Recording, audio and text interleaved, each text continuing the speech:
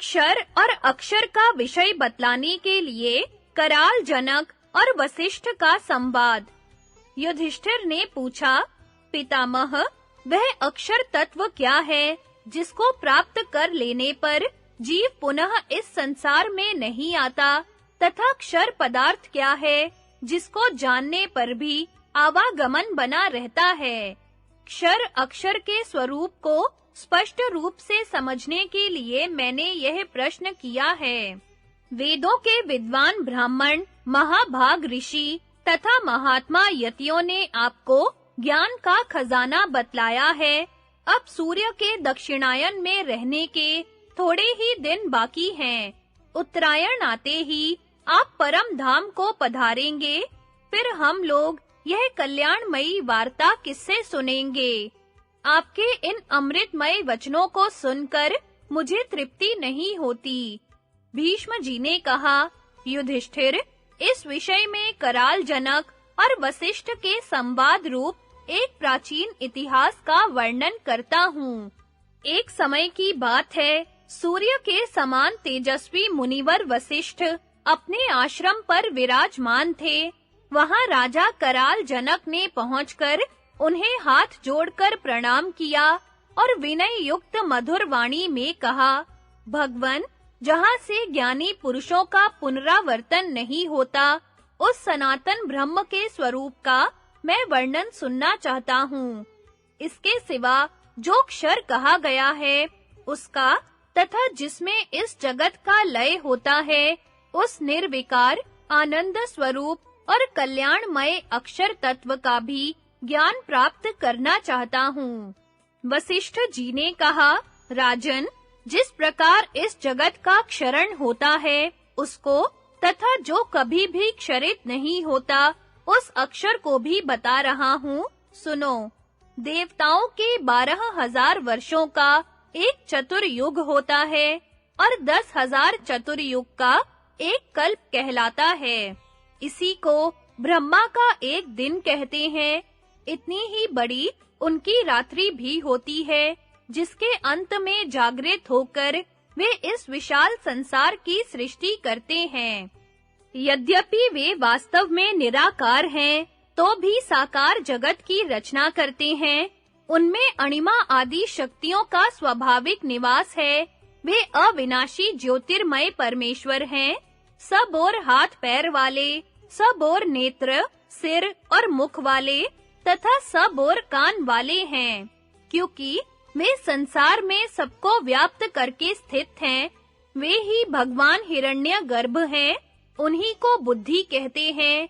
वे ही योग शास्त्र में महान, विरंची और अज के नाम से पुकारे जाते हैं तथा सांख्य शास्त्र में भी उनके अनेकों नामों का वर्णन आता है। उनके नाना प्रकार के बहुत से अद्भुत रूप हैं। वे विश्व के आत्मा और एकाक्षर कहलाते हैं।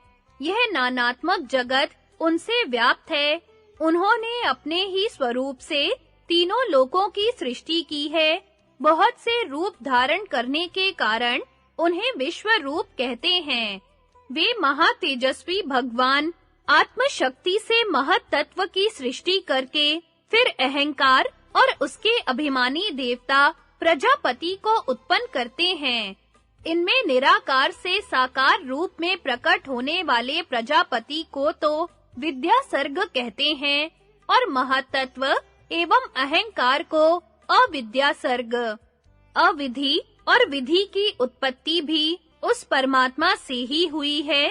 श्रुति तथा शास्त्र के अर्थ का विचार करने वाले विद्वानों ने उन्हें विद्या और अविद्या बतलाया है। अहंकार से जो सूक्ष्म भूतों की सृष्टि होती है, उसे तीसरा सर्ग समझना चाहिए। राजस, तामस और सात्विक भेद से 3 प्रकार के अहंकारों से एक चौथी सृष्टि उत्पन्न होती है। उसे वैकृत सर्ग कहते हैं। आकाश, वायु, तेज, जल और पृथ्वी, ये 5 महाभूत तथा शब्द, स्पर्श, रूप, रस और गंध, ये 5 विषय वैकृत सर्ग के अंतर्गत हैं। इन 10 की उत्पत्ति एक ही साथ होती है। 5वां भौतिक सर्ग है। इसके अंतर्गत आँख, कान, नाक, त्वचा और जिह्वा ये 5 ज्ञानेंद्रियां तथा वाणी, हाथ, पैर, गुदा और लिंग ये 5 कर्मेंद्रियां हैं। मन सहित इन सब की उत्पत्ति भी एक ही साथ होती है। ये 24 तत्व संपूर्ण प्राणियों के शरीर में मौजूद रहते हैं। तत्वदर्शी ब्राह्मण इनके यथार्थ स्वरूप को जानकर कभी शोक नहीं करते।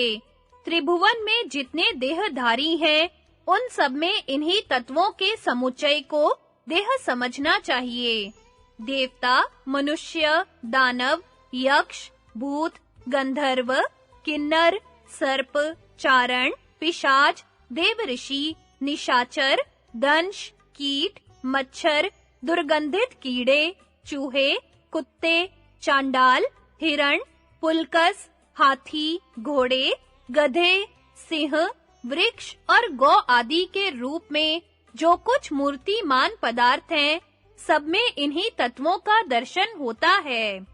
पृथ्वी, जल और आकाश में ही प्राणियों का निवास है और कहीं नहीं।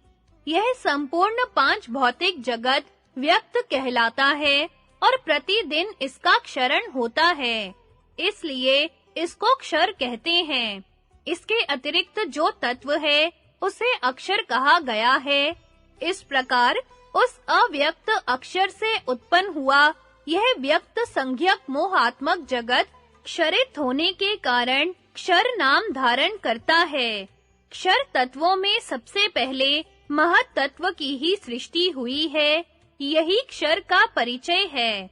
राजन, तुमने जो पूछा था, उसके अनुसार यह मैंने क्षर अक्षर के विषय का वर्णन कर दिया है।